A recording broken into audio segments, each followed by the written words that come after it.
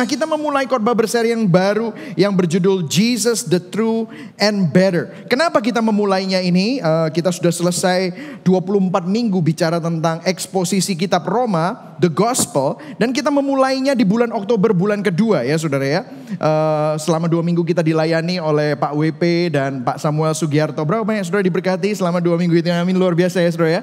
Saya senang sekali melihat ada begitu banyak pandangan yang sudut pandangnya beda tetapi message-nya tetap sama, yaitu Injil adalah kekuatan Allah. Nah, kenapa kita memulai khotbah berseri ini? Karena kalau saudara menyadari bulan Oktober adalah bulan kita memperingati Protestant Reformation. Ya, kalau saudara mengingat tahun 1517 Martin Luther 31 Oktober 1517 melakukan protes terhadap gereja yang sudah kehilangan esensinya. Gereja mengalami yang namanya Dark Ages.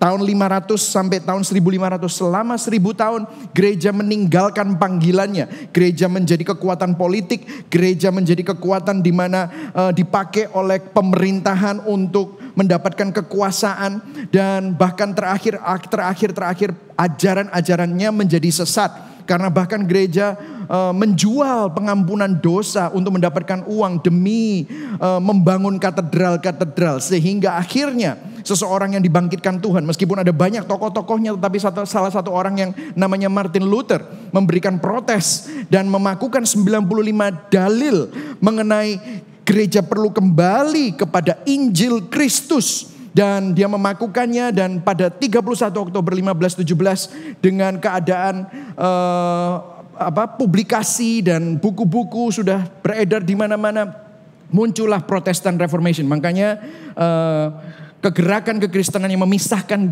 diri dari gereja pada saat itu namanya Kristen Protestan. Dan semua intinya adalah ada yang terus dikumandangkan adalah saved by grace alone, through faith alone, in Christ alone, according to Scripture alone, for the glory of God alone. Saya akan terjemahkan. Diselamatkan hanya karena kasih karunia, oleh iman saja, hanya di dalam Kristus saja, menurut apa yang dikatakan oleh firman Tuhan saja, dan hanya untuk kemuliaan Tuhan saja. Jadi ini yang menjadi spirit of reformation. Ya, makanya kalau saudara masuk ke gereja ini, saudara akan lihat di depan, di lobi itu ada sola gratia ya. Ini saudara ya, 5 sola dari reformasi. Makanya Augustine selalu bilang bahwa gereja itu, the church need to continue to be reformed. Reform itu bukan cuma hanya teologinya, tetapi bicara tentang bagaimana hati kita, gereja itu perlu dikalibrasi, diingatkan untuk kembali kepada Injil. Karena itu kalau saudara hari ini ada di sini dan selalu mendengar tentang Injil, biarlah saudara berdoa sama Tuhan, Tuhan hatiku biar dikalibrasi dan diingatkan supaya saya ini tidak melenceng dari apa yang dikatakan firman Tuhan. Amin saudara. Nah, kenapa kok the true and better, Jesus is the true and better? Karena hari ini selama 7 minggu ke depan kita akan melihat sola scriptura. Apa yang Alkitab katakan mengenai solus Kristus. Apa yang Kristus yang menjadi bayangan dari Kristus. Bahwa Alkitab itu bukan tulisan-tulisan yang terputus-putus. Tetapi ini merupakan suatu tema besar, suatu kesatuan. Supaya saudara sadar bahwa kalau saudara hari ini ada di sini, itu semata-mata sola gratia, hanya karena anugerah Tuhan. Sehingga waktu saudara mendengar firman, saudara bukan cuma hanya mendengar ceramah atau pesan moral, tetapi iman saudara bangkit, sola fide. Sehingga saudara sadar bahwa hidupmu itu bukan untuk dunia. Hidupmu bukan untuk kesia-siaan. Hidupmu bukan untuk uang. Hidupmu bukan cuma hal-hal yang fana. Tetapi hidupmu itu untuk kemuliaan Tuhan. Soli Deo Gloria. Makanya tadi saudara waktu melihat ada perekrutan ministry, terakhirnya selalu apa? Soli Deo Gloria. Kalau saudara bisa melayani Tuhan, saudara bisa melayani keluargamu, saudara bisa menjadi suami, menjadi istri, itu adalah titipan Tuhan. Dan ini semua kita persembahkan kembali untuk kemuliaan Tuhan. Karena hidup kita bukannya kita lagi, tetapi Kristus yang ada di dalam kita. Amin saudara. Nah saudara, sebelum saya memulainya, saudara pernah gak ya saudara baca firman Tuhan? Kalau saudara baca firman Tuhan itu seringkali yang saya dengar ini begini. Guru-guru sekolah minggu gitu ya, saya masih ingat. Ini of course dulu ya, sebelum kita mengenal Injil, kita selalu dibilang Kalau Anda lihat Daud, lihat Yosua, lihat Musa, lihat Yesaya, ini semua tokoh-tokoh Alkitab yang luar biasa. Terus kemudian kalau waktu di sekolah minggu selalu diajari, makanya adik-adik kalian harus seperti Daud. Wah, kan gitu. Suka menyembah, makanya kita harus tidak boleh terlalu sering mendengarkan lagu-lagu dunia, tetapi sembahlah Tuhan. Nah, gitu ya saudara ya. Biarlah kamu itu menjadi anak kesayangannya Tuhan. Lihat Daud itu adalah a man after God's own heart. Dia orangnya humble, suka mengasihi, bertanggung jawab gitu ya saudara ya. Tapi waktu kita kembali kepada kisah Daud dan akhirnya Daud lagi jalan-jalan di bumbungan istana dan ngintip orang mandi. Oh, yang itu jangan ditiru. Ya kan? Habis itu Daud berzina sama orang yang dia intip tadi. Sampai hamil. Sedangkan suaminya, selingkuhannya ini lagi perang. Maka Daud bersiasat untuk membuat suaminya ini pulang. Tapi suaminya lebih berintegritas dari dia. Akhirnya suaminya dikirim lagi ke medan perang untuk mati. Di paling depan, akhirnya mati. Oh, jangan ditiru. Nah kan, anak kecil tuh juga pinter loh. Loh, jadi kita ini mesti seperti Daud atau enggak sih, bingung aku. Iya toh? Oh, ada satu sisi dia setia, tapi ada satu sisi dia bejat. Mata keranjang. Berzina. Merencanakan pembunuhan. Oh, itu jangan ditiru. Samson diurapi Tuhan. Kalau bahasa Jawanya, wedoan tapi gitu. Oh, itu jangan ditiru. Lah, ini suruh jadi Samson tak enggak sih, bingung. Nah saudara, kalau kita melihat Alkitab, kadang-kadang kita melihat Alkitab ini relevansinya gimana sih? Apakah kita hanya belajar pesan moral? Anyway, Alkitab juga sangat jujur untuk menunjukkan semua kelemahan-kelemahan dari tokoh-tokohnya. Nah, saudara, kita perlu mengerti bahwa Alkitab itu bukan cerita-cerita yang terputus dan secara acak dipilih untuk memberikan pesan moral kita. Nah, saya mempunyai sebuah buku yang saya selalu bacakan kepada anak saya waktu masih kecil. Jesus Storybook Bible, written by Sally Lloyd Jones. Ini saya rekomendasikan kalau saudara punya anak kecil. Saya bacakan ini untuk Jed dan Jane. Waktu Jonathan masih kecil, ini belum keluar. Tetapi ini forward by Tim Keller, ya saudara ya. Tetapi ada sesuatu yang menarik yang mungkin dia jelaskan supaya kita semua bisa mengerti. Saudara nggak perlu sekolah teologi untuk mengerti ini. Nah, dia bilang begini. Nah, ini di bukunya, saya ambil foto langsung. Ya, dia bilang begini. Beberapa orang berpikir bahwa Alkitab itu adalah kitab yang penuh dengan aturan. Berapa banyak saudara pikir begitu? Alkitab itu banyak aturan, tidak boleh ini, tidak boleh itu. Ya. Adalah kitab yang penuh dengan aturan yang mengajar kita apa yang harus kita lakukan dan apa yang tidak boleh dilakukan. Memang di Alkitab pastinya ada peraturan-peraturan. Tetapi peraturan itu menunjukkan bagaimana kita dapat hidup dengan baik dengan batasan-batasannya. Tetapi Alkitab intinya bukan tentang kamu dan apa yang harus kita lakukan dan tidak boleh dilakukan. Tetapi Alkitab adalah tentang Tuhan dan apa yang Tuhan sudah lakukan. Kemudian dia meneruskan, ini di halaman berikutnya. Orang lain berpikir Alkitab itu adalah kitab yang isinya para pahlawan yang menunjukkan karakter orang-orang yang bisa menjadi teladan. Alkitab tentunya memiliki pahlawan di dalamnya. Tetapi sebentar lagi kamu akan mempelajarinya. Kebanyakan dari orang-orang yang tercatat di dalam Alkitab bukanlah pahlawan sama sekali. Mereka membuat kesalahan-kesalahan yang fatal, bahkan memalukan dan kadang dengan sengaja melakukannya. Mereka juga mengalami ketakutan, bahkan melarikan diri dari masalah. Bahkan ada beberapa dari mereka berlaku kejam. Nah, kemudian ternyata Alkitab bukanlah kitab tentang peraturan atau buku yang isinya tentang karakter-karakter pahlawan. Alkitab berbicara mengenai sebuah cerita, story. Cerita petualangan tentang seorang pahlawan muda yang datang dari tempat yang jauh untuk mencari dan menemukan harta karunnya yang hilang. Tentang kisah seorang pangeran yang gagah berani yang meninggalkan segala sesuatu termasuk istana dan mahkotanya untuk menyelamatkan orang-orang yang dicintainya. Cerita yang terbaik dan yang terindah yang menjadi kenyataan di dalam dunia. Hal yang terbaik mengenai cerita ini bukan dongeng tetapi benar-benar terjadi. Memang banyak sekali cerita di Alkitab, tetapi semua cerita-cerita tersebut menceritakan satu tema besar. Tema besar yang menceritakan bagaimana Tuhan mengasihi anak-anaknya. Dan Tuhan datang mencari mereka, menghampiri mereka untuk menyelamatkan mereka.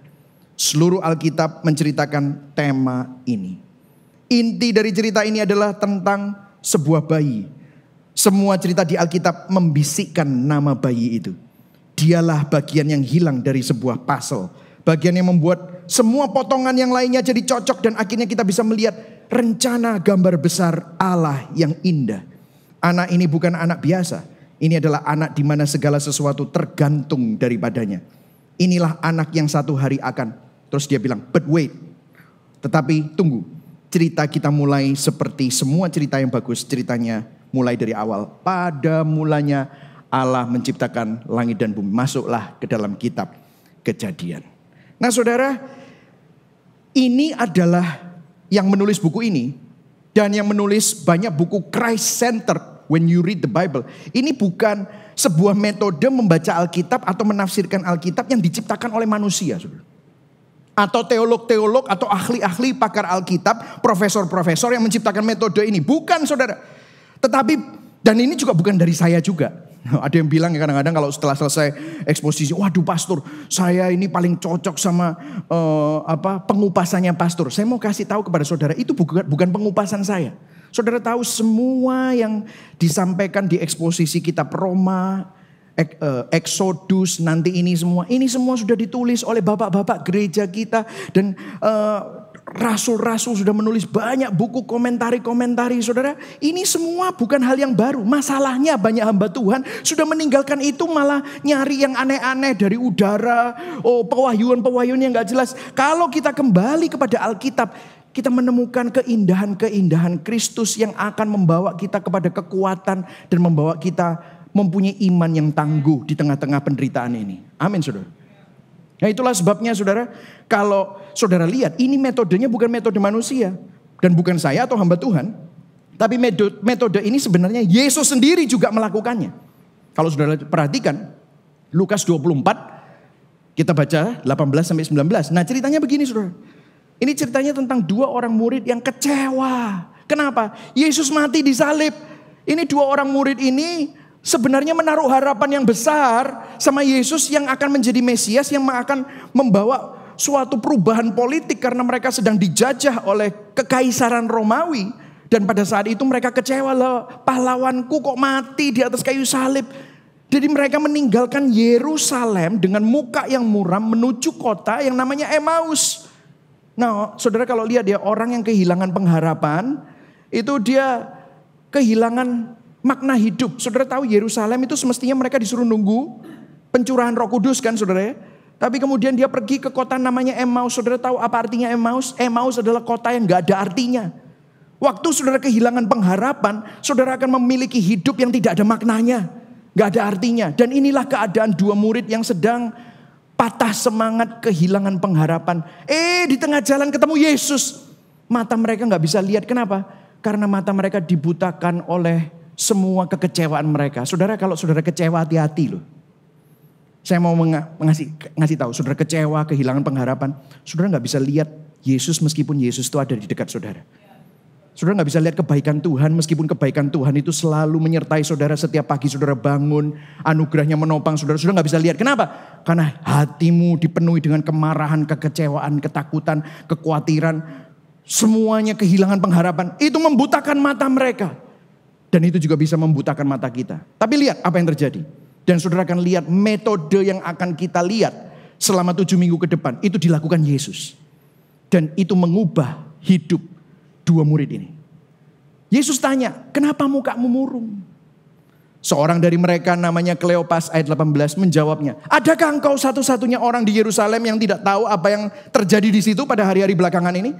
Katanya kepada mereka, apakah itu? Jawab mereka, apa yang terjadi dengan Yesus orang Nazaret? Dia adalah seorang nabi yang berkuasa dan dalam pekerjaan dan perkataan di hadapan Allah dan di depan seluruh bangsa kami. Terus kemudian saudara lihat ayat 20. Tetapi imam-imam kepala dan pemimpin-pemimpin kami telah menyerahkan dia untuk dihukum mati. Dan mereka telah menyalibkannya. Ayat 21 baca yuk sama-sama. 1, 2, 3. Padahal kami dahulu mengharapkan bahwa dialah yang dapat membebaskan bangsa Israel. Apa yang menjadi harapanmu? Mungkin saat ini gara-gara pandemi, gara-gara masalah yang terjadi, harapanmu kandas. Dan Anda mungkin persis seperti dua orang Emmaus ini. Anda dari Yerusalem bersemangat untuk melayani Tuhan. Dulu mungkin saudara kelihatannya baik-baik saja. Tapi sekarang Anda sedang menuju kepada kota yang namanya Emmaus. Yang gak ada artinya. Sehingga hidupmu sepertinya tidak bermakna. Saudara lagi kelabu. Saudara mungkin kehilangan keluargamu, saudara berduka. Bahkan mungkin saudara saat ini sakit. Bahkan mungkin saudara saat ini bokek. Saudara sedang kecewa, memiliki konflik dengan segala macam orang di sekeliling saudara. Padahal kami dulu mengharapkan Tuhan tolong. Mana buktinya? Tahukah saudara? Yang saudara butuhkan bukan uang. Yang saudara butuhkan bukan terobosan. Yang saudara butuhkan bukan sebuah pewahyuan dari angin mana, tidak tahu dari mana gitu ya. Nubuatan, no. Tapi lihat apa yang terjadi. Yesus berkata apa? Lalu ia berkata kepada mereka, hai kamu orang bodoh, betapa lambannya hatimu. Sehingga kamu tidak percaya segala sesuatu yang telah dikatakan para nabi.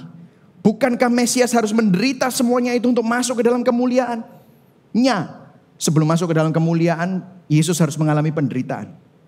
Ayat 27, baca sama-sama. 1, 2, 3. Lalu ia menjelaskan kepada mereka apa yang tertulis tentang siapa? Dia. Dalam apa? Seluruh kitab suci, mulai dari apa? Kitab-kitab Musa dan segala kitab nabi-nabi. Yesus tahu. Yesus gak ngasih mujizat. Yesus gak nunjukin, ini loh aku yang kamu kecewa itu loh. Ini loh aku, gak gitu. Tetapi dia menggunakan Alkitab untuk menjelaskan siapa dirinya melalui apa? Kitab Nabi, kitab suci, seluruh kitab suci dari kitab Musa. Nah kalau saudara perhatikan, kitab suci pada saat itu belum ada Matius, Markus, Lukas, Yohanes. Luang itu Yesus baru bangkit kok. Belum ada Galatia, Efesus, Kolose, belum ada. Hanya kitab suci itu adalah perjanjian lama. Nah kalau saudara sudah mengikuti Miracle of the Bible atau ikutan APS keabsahan Alkitab, maka saudara akan tahu ini. Perjanjian lama isinya adalah Tanak. Kalau saudara sudah mengikuti, sudah langsung tahu. Ini singkatannya apa saudara?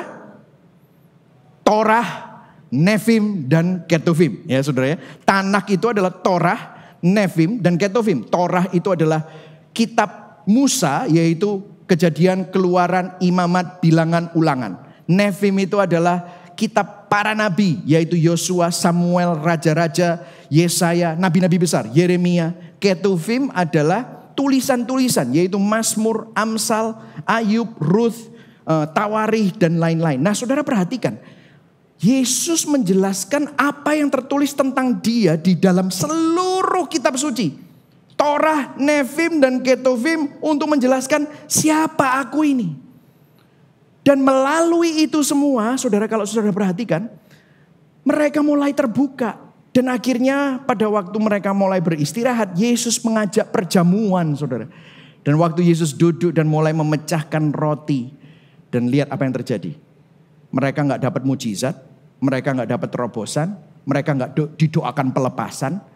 Mereka tidak mendapatkan nubuatan, tetapi lihat, setelah mendengar itu semua, setelah melihat siapa Yesus melalui kitab-kitab itu. Ayat 31, baca sama-sama. 1, 2, 3. Ketika itu terbukalah, ayo semuanya, mata mereka dan mereka pun mengenal dia. Tetapi ia lenyap dari tengah-tengah mereka. Kata mereka seorang kepada yang lain. Baca sama-sama yang keras. 1, 2, 3. Bukankah hati kita berkobar-kobar ketika ia berbicara dengan kita di tengah jalan. Dan ketika ia menerangkan kitab suci kepada kita. Ayat 33. Lalu bangunlah mereka. Dan mereka terus kembali ke Yerusalem. Saudara, yang saudara butuhkan adalah another encounter with Jesus. Dan saudara lihat, bukankah hati kita berkobar-kobar ketika ia berbicara dengan kita di tengah, ketika ia menerangkan kitab suci kepada kita. Saudara mau tahu supaya saudara tetap on fire? Bukan pergi ke KKR, bukan berbahasa roh, bukan saudara doa puasa. Saudara membaca firman dan melihat Kristus di dalamnya. Saudara akan semakin jatuh cinta. You will discover your first love. Saudara akan melihat ternyata cinta yang ditawarkan dunia itu tidak ada bandingannya dengan cintanya Sang Pencipta. yang mencintai saudara dan saya. Ciptaan yang jatuh dalam dosa. Ciptaan yang bobrok. Ciptaan yang rusak. Tetapi Tuhan yang sempurna itu tetap menghampiri dan mengasihi saudara dengan anugerahnya yang sempurna. Dan dari situ saudara tiba-tiba mulai, ya ampun, aku ini terlalu naif ya. Aku ini terlalu dibutakan dengan hal-hal yang gak perlu. Yes, that's right. Nah disinilah saudara, kalau saudara perhatikan. Sekarang sudah ada perjanjian baru. Nah kalau saudara perhatikan, Old Testament is a New Testament concealed. New Testament is Old Testament revealed. Perjanjian lama adalah perjanjian baru yang belum diungkapkan. Perjanjian baru adalah perjanjian lama yang sudah disingkapkan. Bahwa semua ternyata Adam, Habel, Musa, Yosua, Abraham, semua, Ishak, Yakub, Yusuf, semua itu menggambarkan siapa? Yesus Kristus. Apakah mereka gak penting? Bukan, mereka penting. Tetapi mereka hanyalah bayang-bayang dari apa yang akan datang. Penggenapannya di Yesus Kristus. Apakah kita perlu abaikan? Bukan. Seperti bulan cuma menyinarkan sinar dari matahari. Tetapi bukan berarti bulan gak penting. Betul ya saudara? Kita bisa mendapatkan pelajaran. Tetapi inti dari semuanya itu adalah Yesus Kristus. Makanya kalau saudara melihat semuanya dan saudara tidak melihat Kristus, Martin Luther bilang, if you read the scripture and you didn't see Christ, you have not really read the scripture. Kalau Anda membaca ayat-ayat Alkitab dan engkau tidak melihat Kristus di sana, Anda belum baca ayat-ayat itu dengan benar. Makanya kita perlu hari ini memulai khotbah berseri ini. Karena begini saudara, teologi dan cara pandang kita perlu kembali dan berpusat kepada Kristus. Sehingga Injil yang merupakan kekuatan Allah itu terus menginvestigasi dan mengkalibrasi hati kita. Seperti Agustin, Ecclesia Semper Reformanda Est. Jadi gereja itu harus terus mengalami reformasi melalui kitab suci setiap kali. Supaya kita dikalibrasi dan diinvestigasi. Yang setuju katakan amin. Jadi ini tujuan dari khotbah berseri kita. By the way ini semua baru introduction. Tenang. Kalau Adam cepat kok ya. Oke. So hari ini judulnya adalah The True and Better Adam. Ya. Siapa itu? Nah kita mulai dari Kejadian 1. Nah kalau saudara perhatikan Kejadian 1 ayat 26. Berfirmanlah Allah, baiklah kita menjadikan manusia menurut gambar dan rupa kita. Supaya mereka berkuasa. Kita lompat ayat 27. Maka Allah menciptakan manusia itu menurut gambarnya. Menurut gambar Allah diciptakannya dia. Laki-laki dan perempuan diciptakannya mereka. Saudara kalau saudara perhatikan di sini. Menjadikan manusia menurut gambar dan rupa kita. Bahasa aslinya adalah imago Dei. Kenapa ini sangat penting? Karena begini saudara. Tuhan secara unik menciptakan manusia menurut gambar dan rupanya, imago Dei. Katakan sama-sama imago Dei. Imago Dei, gambar dan rupa Allah. Karena dari awal Tuhan sudah menetapkan rencana penebusannya. Ada yang nanya sama saya secara apologetika, seringkali orang banyak yang bertanya begini. Loh pastor, kan Tuhan itu sudah tahu kalau Adam dan Hawa itu diciptakan sempurna baik menurut gambar dan rupanya.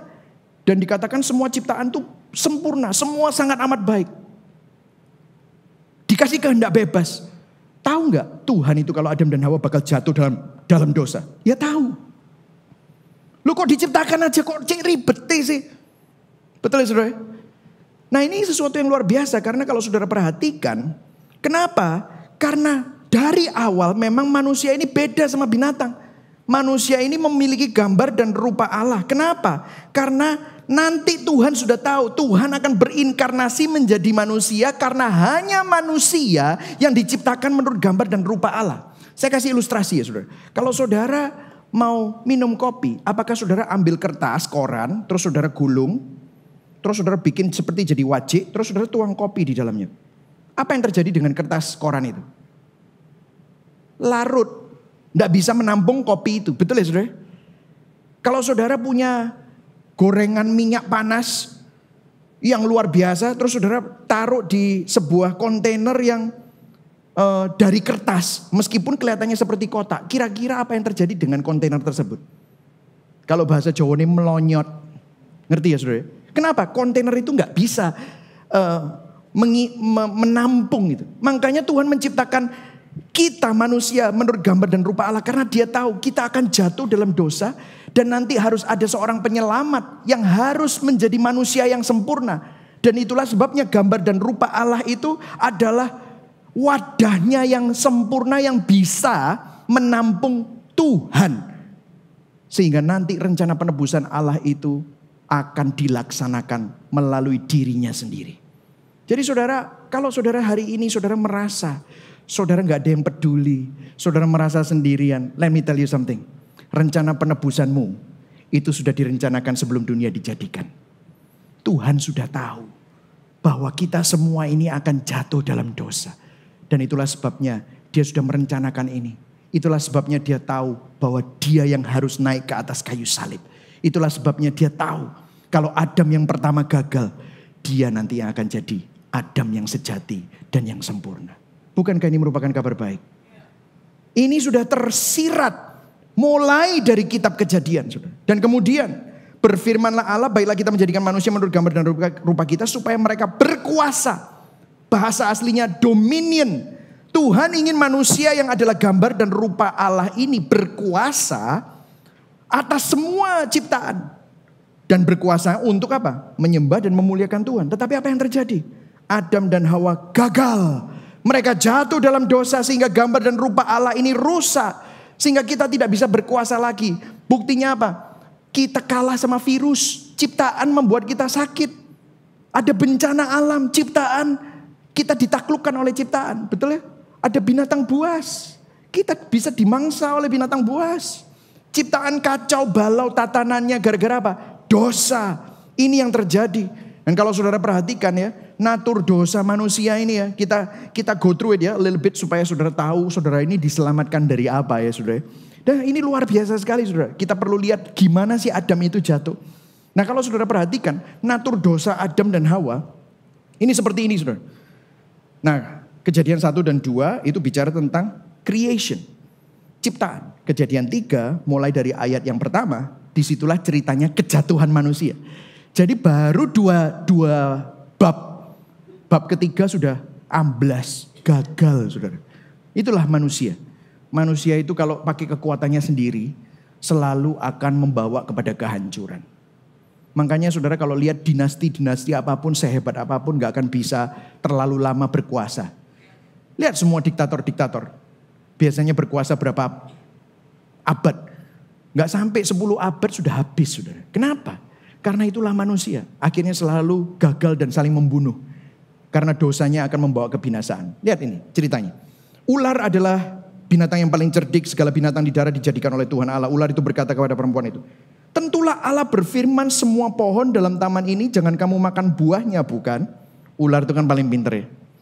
Terus kemudian lalu saut perempuan itu kepada ular itu, buah-buah pohon-pohonan dalam taman ini boleh kami makan. Tetapi tentang buah pohon yang ada di tengah-tengah taman, yaitu apa? Buah pohon pengetahuan baik dan pengetahuan jahat yang gak boleh dimakan. Allah berfirman, jangan kamu makan atau raba buah itu, nanti kamu mati. Saudara, ini kelihatan ya, Hawa ini nambah-nambahi firman. Jangan kamu makan ataupun raba buah itu. Masa ada sih Tuhan ngomong, jangan raba, kalau kamu raba kamu langsung mati. Gak ada. Tapi Hawa ini menambah-nambahi. Makanya ya saudara membaca firman kalau gak akurat ya begini nih. Kadang-kadang kita bisa tersesat loh. Ya lihat ini. Tetapi ular itu berkata kepada perempuan itu, sekali-kali kamu tidak akan mati. Tetapi Allah mengetahui bahwa pada waktu kamu memakannya matamu akan terbuka dan kamu akan menjadi seperti Allah. Tahu tentang yang baik dan yang jahat. Nah natur dosa Adam dan Hawa yang pertama adalah ketidakpercayaan, unbelief. Nah saudara, awalnya manusia itu mempunyai intuisi yang tidak curiga terhadap Allah. Manusia itu memiliki hati yang begitu percaya sama Allah. Tetapi apa yang terjadi? Begitu dikasih godaan, melalui kehendak bebasnya, akhirnya manusia itu mulai mempertanyakan Allah. Mosok sih, jangan-jangan Tuhan ini tidak merencanakan yang terbaik untuk aku. Jangan-jangan benar apa yang dikatakan iblis ini. Jangan-jangan dia tidak mau saingan. Dikatakan sama iblis, kalau kamu makan kamu akan jadi seperti Tuhan. Tahukah saudara, kebohongan terbesar yang iblis lakukan adalah untuk mengiming-imingi sesuatu yang kamu seakan-akan belum punya padahal semestinya kamu sudah punya. Masih ingat gak? Adam dan Hawa diciptakan menurut gambar dan rupa Allah. Mereka sudah seperti Tuhan. Tetapi disuruh melanggar firman Tuhan supaya mereka jadi seperti Tuhan. Itulah dunia. Dunia selalu bilang kamu kurang ini, kamu kurang itu, kamu butuh ini, kamu butuh itu. Ya kan? Hiduplah untuk kefanaan ini. Padahal kamu semestinya punya identitas yang luar biasa di dalam Kristus. Lihat. Sehingga membuat Hawa gak percaya. Masa iya sih rencana Tuhan itu yang terbaik buat aku. Terus kemudian lihat apa yang terjadi. Dari ketidakpercayaan dia tergoda. Dari kecurigaannya terhadap Tuhan, dia mulai melangkah makin jauh. Lihat. Maka perempuan itu, ayat 6. Perempuan itu apa saudara? Yang kuning baca sama-sama. Melihat bahwa pohon itu baik. Tak pikir-pikir lumayan loh pohon ini. Ya kan saudara ya. Saudara tahu? Di 1 Yohanes 2 ayat 16, akarnya dosa itu 3. Dan ini semua ada di sini. Lihat. Melihat. Berapa banyak di sini perselingkuhan terjadi? Nonton-nonton aku deh. Ayo juga. Rumput tetangga selalu lebih hijau kan gitu. Melihat. Keinginan mata. Ciamik. Gitu saudara. Melihat. Sama juga kan. Iri. Ingin sesuatu. Keinginan mata. Lust of the eyes. Hawa nafsu yang berawal dari mata. Terus kemudian ngomong apa? Melihat bahwa buah itu baik untuk dimakan. Sedap kelihatannya. Habis ngelihat mulai keruncukan. Kerucuk. Ngelihat seksi. Ada hal-hal lain yang terjadi sama tubuhnya. Pohon itu menarik hati. Sehingga apa yang terjadi? Terpikat olehnya. Sehingga keinginan mata menjadi keinginan daging. Dari SMS. Sekarang udah gak ada SMS. WhatsApp, DM, Line, Telegram, Twitter, ya kan? Lama-lama jadi kirim-kiriman foto sampai akhirnya makin jauh. Karena memberi pengertian. Karena nanti kalau aku makan itu, aku jadi seperti Tuhan. Sehingga emangnya kalau aku ngelakuin, orang bisa apa sih? It's my life kok. Keinginan mata, keinginan daging, keangkuhan hidup. Lihat. Selalu. Ceritanya begini kan saudara. Cerita semua rumah tangga yang hancur, mulainya dari mana? Ini. Cerita kita nipu sana sini sampai utangnya banyak terbelit hutang. Sini. Cerita masalah ini karena bertahun-tahun sering konseling ya saudara. Wis podo. Semua awalnya gitu saudara. Terbelit karena hutang, terbelit karena salah investasi, tertipu orang, tergiur keinginan mata, keinginan daging, keangkuhan hidup. Kenapa kok dia tergiur? Supaya aku bisa nyaman, supaya aku bisa dapat harga diri, supaya aku diterima orang. Wah, ya kan? Dari awal kitab Kejadian, dosa kerjanya sama saja, bro. Dan saudara tahu yang digoda ini Hawa. Lah terus Adam itu di mana sih? Dindas-dasane, saudara pikir. Ya kan? Karena ini bosnya mestinya kan. Yang dikasih perintah sama Tuhan itu bukan Hawa loh. Yang dikasih perintah sama Tuhan itu Adam. Adam ngasih tahu Hawa, ojo dipangan yo. Matek loh. Mati loh, gitu ya. Nah, coba lihat. Lalu ia, yaitu Hawa, mengambil dari buahnya dan dimakannya dan diberikannya juga kepada suaminya yang apa saudara? Ayo baca-baca sama-sama. Dan diberikannya juga kepada suaminya yang keras yang bersama-sama dengan dia. Lihat, dan suaminya memakannya. Lu ternyata dari tadi itu ya percakapan sama ular itu Adam di sana. Menengahi. Mungkin dia pikir, Coba sih bojoku nek makan iku mati gak ya? Gak kurang ajar tak saudara ya. Jadi no eksperimen bojone saudara ya. Saudara pernah seperti itu? Coba. Nek gak apa-apa ya soporo. Terus makan, loh kok gak apa-apa ya? Jarine mati. Enak iki, mau tak? Gelem tak? Ya wis. Ceritanya gitu saudara. Jadi loh ternyata gak mati. Ini Adam ya kurang ajar saudara ya. Udah tahu pemimpin mestinya memuridkan istrinya dibiarkan seperti ini. Dan kemudian istrinya makan gak mati, boleh juga suaminya pun memakannya saudara. Saudara tahu kalau saudara udah mulai meragukan Tuhan, tidak mempercayai Tuhan, apa yang terjadi saudara menjadi penyembah berhala. Kenapa saudara mencari Tuhan yang lain, yang saudara pikir bisa memuaskan hatimu, yang saudara pikir bisa memuaskan hasratmu. Sehingga dari keinginan mata, keinginan daging, keangkuhan hidup, saudara tidak menemukannya kepada sumber kehidupan. Saudara temukan berusaha dengan caranya sendiri. You think you're better than God. Kalau tadi yang 2 orang Emmaus terbuka ngelihat Yesus, lihat gara-gara dosa matanya Adam dan Hawa, maka terbukalah mata mereka berdua dan mereka tahu bahwa mereka telanjang. Selama ini yang menutupi tubuh mereka adalah jubah kemuliaan Tuhan. Tapi waktu mereka memberontak, kemuliaan Tuhan meninggalkan mereka. Karena mereka mencari kemuliaan mereka sendiri. Bukan lagi soli Deo Gloria, tetapi untuk kemuliaanku, keangkuhan hidup.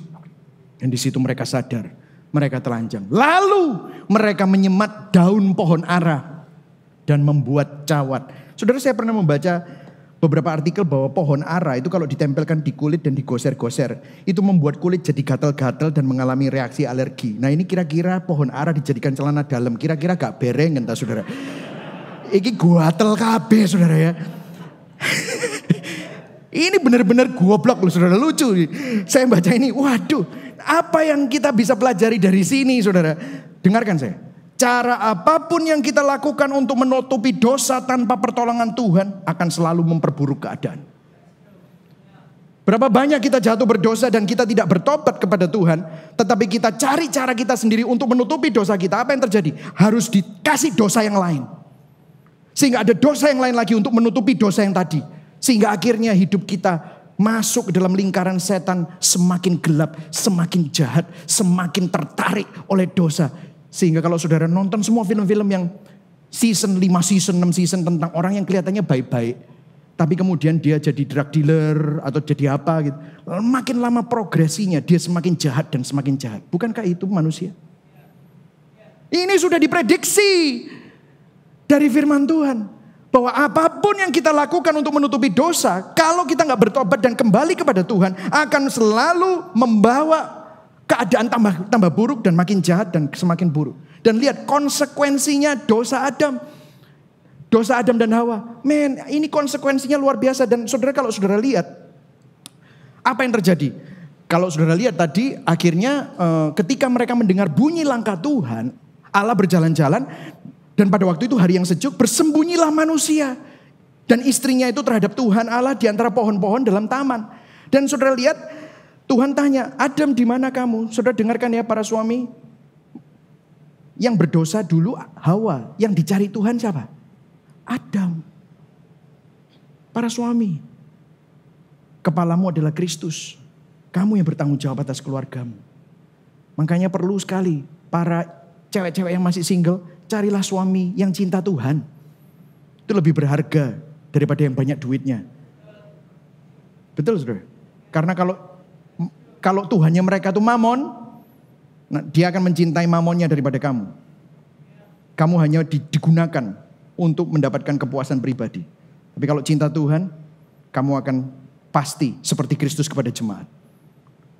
Ini Adam. Terus kemudian, Adam di mana kamu? Oh, aku sembunyi Tuhan. Aku tahu aku telanjang.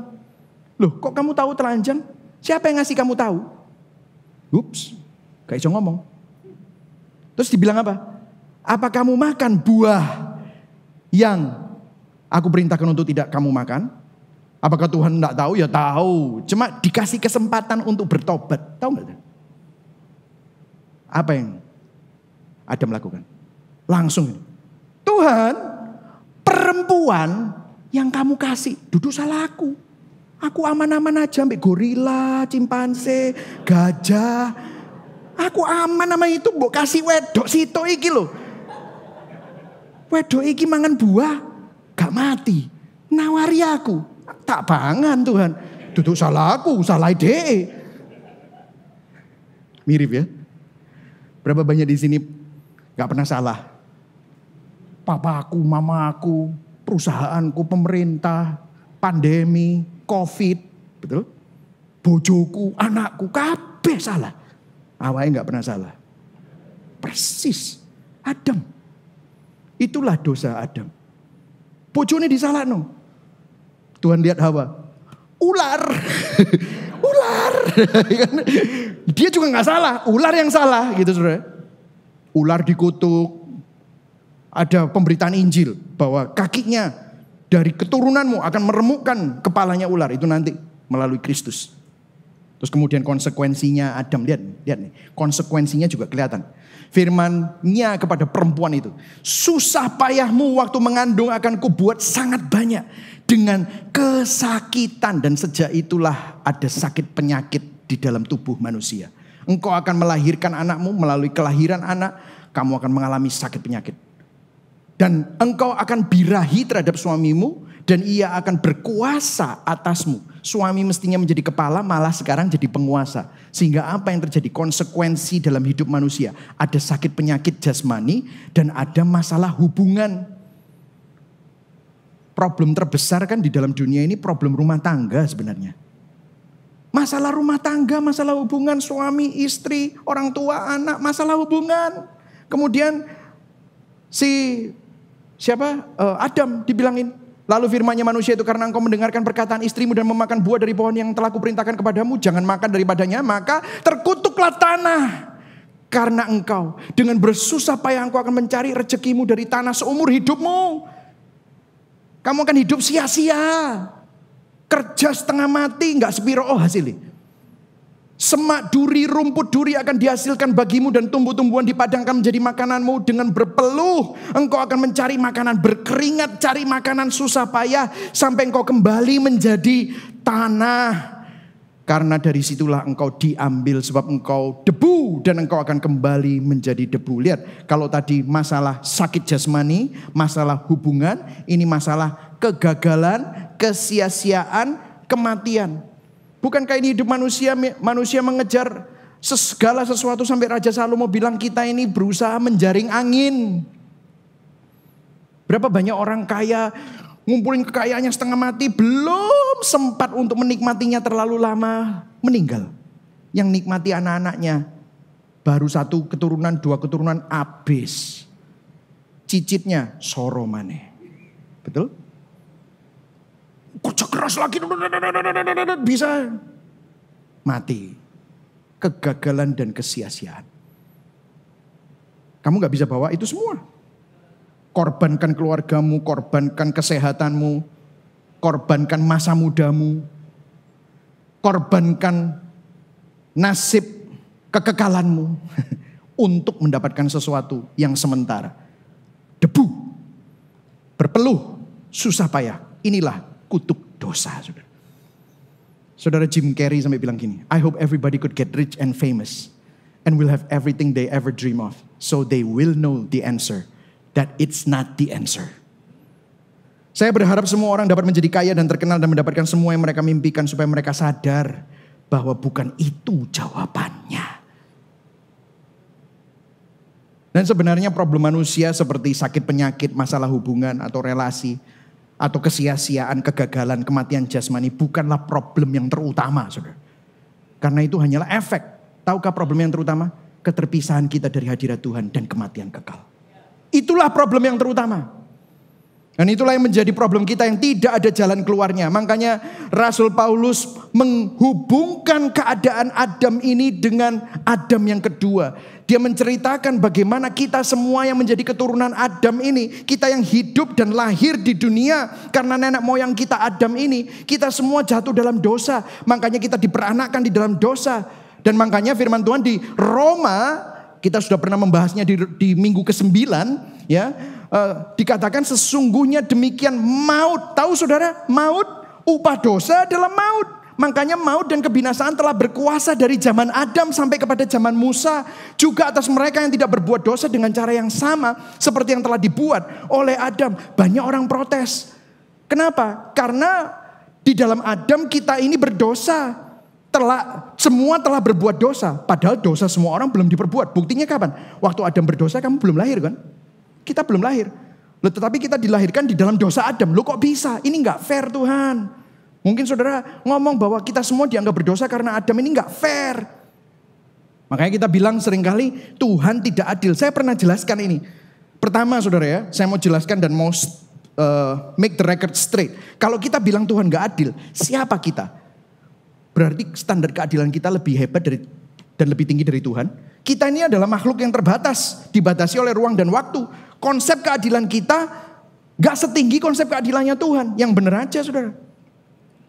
Kalau ternyata konsep keadilan Tuhan itu lebih tinggi dari kita, jangan-jangan ada hal yang tidak bisa kita lihat dan tidak mengerti yang melampaui keterbatasan otak kita. Betul atau tidak saudara? Mungkin kita belum bisa ngelihatnya. Lagi pula, mungkin saudara melihat ya, Adam itu tidak pernah tak pilih jadi wakilku loh. Dia berdosa kan kehendak bebasnya dia. Lah kok aku kena imbasnya? Sebenarnya sistem ini sudah terjadi di mana-mana saudara. Saya kasih contoh ya, saya kasih contoh.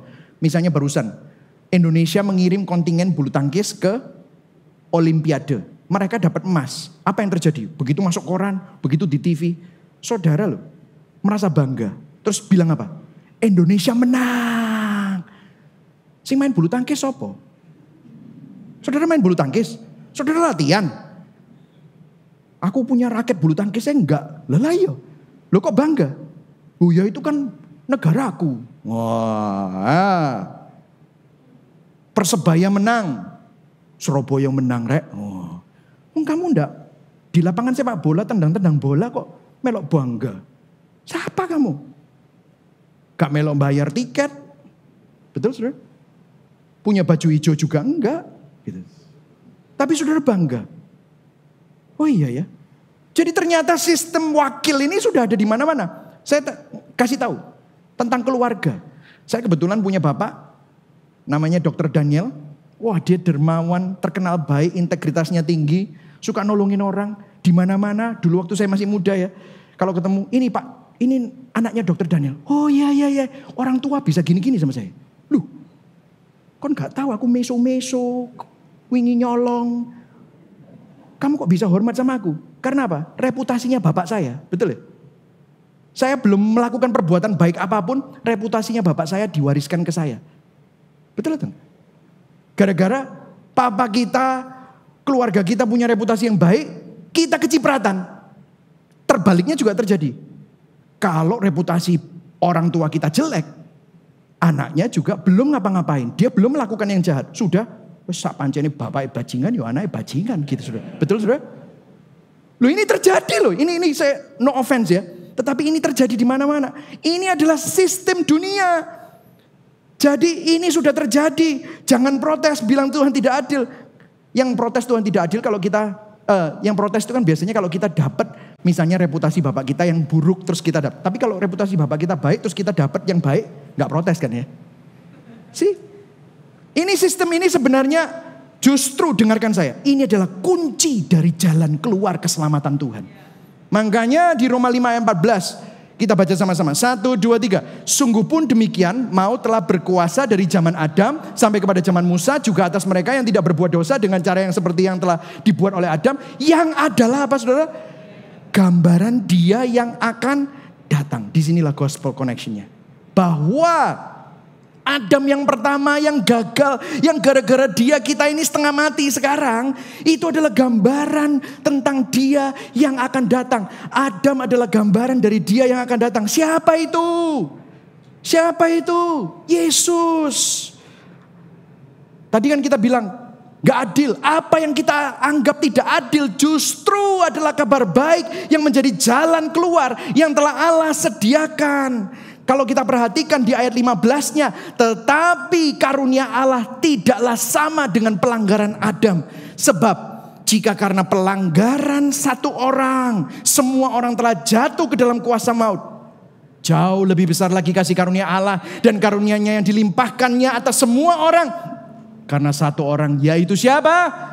Yesus Kristus. Berikan tepuk tangan buat Tuhan. Ada jalan keluar dari kutuk Adam. Ada jalan keluar. Kamu gak harus hidup dalam kesia-siaan. Kamu gak harus hidup di dalam kutuk yang mengikat engkau, sehingga engkau gak bisa keluar dari lingkaran setan itu. There is a way out. Adam yang pertama memang gagal, tetapi ada Adam yang kedua. Jesus is the true and better Adam. Yesus adalah Adam yang sejati dan yang lebih baik. Kalau tadi gara-gara Adam semua orang berdosa, itulah sebabnya Yesus harus lahir di dunia melalui perawan Maria, supaya gak ada benih Adam di dalam Yesus. Yesus lahir from a virgin, sehingga benihnya Tuhan yang adalah Yesus Kristus menjadi manusia sempurna, taat sampai mati. Untuk apa? Menggantikan Adam yang gak taat itu. Yesus melakukan apa yang manusia tidak bisa lakukan. Dia penuhi supaya saudara dan saya yang percaya kepadanya tiba-tiba mendapat perwakilan yang baru. Kamu bukan lagi di bawah Adam yang tidak taat. Kamu dilahirkan kembali. Makanya Injil bukan tentang membuat orang jahat jadi baik, atau orang baik jadi makin baik. Itu moral, itu agama. Tetapi Injil membuat orang mati rohani karena di bawah Adam yang pertama. Sekarang kamu dilahirkan kembali oleh Roh Kudus, karena kamu sekarang milik Kristus Yesus. Dan itulah Injil. Dan dikatakan ayat 16, dan kasih karunia tidak berimbangan dengan dosa satu orang. Sebab penghakiman atas satu pelanggaran itu telah mengakibatkan penghukuman. Tetapi penganugerahan karunia atas banyak pelanggaran itu mengakibatkan pembenaran. Saudara, pelanggaran Adam yang pertama membawa penghukuman, condemnation bagi saudara dan saya. Upah dosa adalah maut. Kita ini kena maut. Kita kena kutuk. Tetapi saudara yang percaya kepada Yesus Kristus, saudara percayakan pengorbanan Adam yang kedua. Yesus Kristus, the true and better Adam, mendatangkan kebenaran. Dia yang tidak mengenal dosa menjadi dosa, supaya saudara yang berdosa menjadi kebenaran Allah di dalam Yesus Kristus. Sehingga saudara menjadi ciptaan yang baru. Saudara mengalami justification. Roma 5 ayat 17, sebab jika oleh dosa satu orang maut telah berkuasa oleh satu orang, maka lebih benar lagi mereka yang telah menerima kelimpahan kasih karunia dan anugerah kebenaran itu akan hidup dan berkuasa oleh karena satu orang itu, yaitu siapa? Yesus Kristus. Saudara, saya akan kontraskan Adam dan Kristus secara cepat. Adam gagal dicobai iblis. Yesus menang atas pencobaan iblis. Betul gak saudara? Yesus menang atas pencobaan iblis di mana? Di padang gurun. 3 kali dia dicobai. Menang. Adam gagal dicobai iblis karena apa? Dia gak percaya dan meragukan firman Tuhan. Yesus menang atas pencobaan iblis. Dengan apa? Memeranginya dengan firman Tuhan. Ada tertulis, manusia bukan makan dari roti saja, tetapi oleh firman Allah. Ada tertulis, jangan mencobai Tuhan. Ada tertulis, semua orang harus menyembah hanya kepada Tuhan. Yesus percaya penuh kepada firman. Dan dia menang. Adam gagal di Taman Eden. Yesus bertahan di Taman Getsemani. Dia berkata, Tuhan kalau bisa cawan ini berlalu, tetapi bukan kehendakku, tetapi kehendakmu yang jadi. Adam makan buahnya, tetapi Yesus bertahan. Dia tetap setia terhadap panggilannya. Adam berdosa dan tidak taat, makan buah dari pohon terlarang. Yesus taat sampai mati demi menanggung dosa. Dia naik ke pohon juga, namanya salib. Sama-sama pohon. Yang satunya dimakan buahnya sehingga Adam jatuh dalam dosa. Yesus naik ke atas pohon, mati di atas kayu salib supaya menanggung dosa saudara dan dosa saya. Adam berpeluh dan mengalami penderitaan karena kutuk dosa dan mengalami maut. Yesus berpeluh darah dan menjalani penderitaan salib. Sukarela, gak ada yang nyuruh, gak ada yang memaksa dia. Demi menanggung dosa dan mengalahkan maut. Saudara lihat ini perbedaannya. Adam tidak taat dan jatuh dalam dosa. Akibatnya terpisah dari Tuhan. Yesus taat sempurna menanggung dosa di atas kayu salib. Yesus terpisah dari Bapa. Kapan itu? Waktu dia berkata, Eloi, Eloi, lama sabachthani, Allahku, Allahku, mengapa engkau meninggalkan aku? Itulah pertama kalinya dia bilang kepada Bapa di surga, Allahku. Karena pada saat itu dia terpisah dari Bapa. Supaya apa? Dia menanggung keterpisahan saudara. Dia menanggung semua dosa saudara yang membuat saudara terpisah dari Tuhan. Supaya barang siapa yang percaya kepada dia, tidak pernah sedetik pun orang-orang yang ada di dalam Kristus ditinggalkan dan terpisah dari genggaman tangan Bapa. Dan itulah Injil. Bahwa dia terpisah dari Bapa untuk membawa kita kembali kepada Tuhan. Saudara mungkin saudara tanya, Pastor, apa perlunya kita tahu semua ini? Implikasinya apa? Saudara diberkati hari ini, saudara mendapatkan semua ini. Bahwa saudara ada di dalam Kristus, saudara tidak lagi di bawah Adam. Apa aplikasinya? Saya mau kita bagi berdiri. Kita bagi berdiri, kita akan tutup bersama-sama. Implikasinya ini. Lihat. 1 Petrus 1 ayat 18. Sebentar lagi kita akan mengambil perjamuan kudus. Lihat ini. Luar biasa. Saudara tidak lagi di bawah Adam. Saudara tidak perlu lagi hidup di bawah kesia-siaan. Saudara tidak perlu lagi hidup seperti orang dunia. Dalam penderitaanmu itu tidak pernah terbuang percuma. 1 Petrus 1 ayat 18 kita baca sama-sama. 1, 2, 3. Sebab kamu tahu bahwa kamu telah semuanya ditebus dari cara hidupmu yang sia-sia, yang kamu warisi dari nenek moyangmu. Itu bukan dengan barang yang fana, bukan pula dengan perak atau emas, melainkan dengan darah yang mahal, yaitu Yesus, darah Kristus, yang sama seperti darah anak domba yang tak bernoda dan tak bercacat. Saudara tahu, saudara mewarisi kesia-siaan dari Adam. Tetapi hari ini, saudara sudah ditebus. You are in Christ. Saudara tidak lagi di Adam. Katakan sama-sama, I am in Christ. I am in Christ. Nah saudara, implikasinya ini, simple saudara.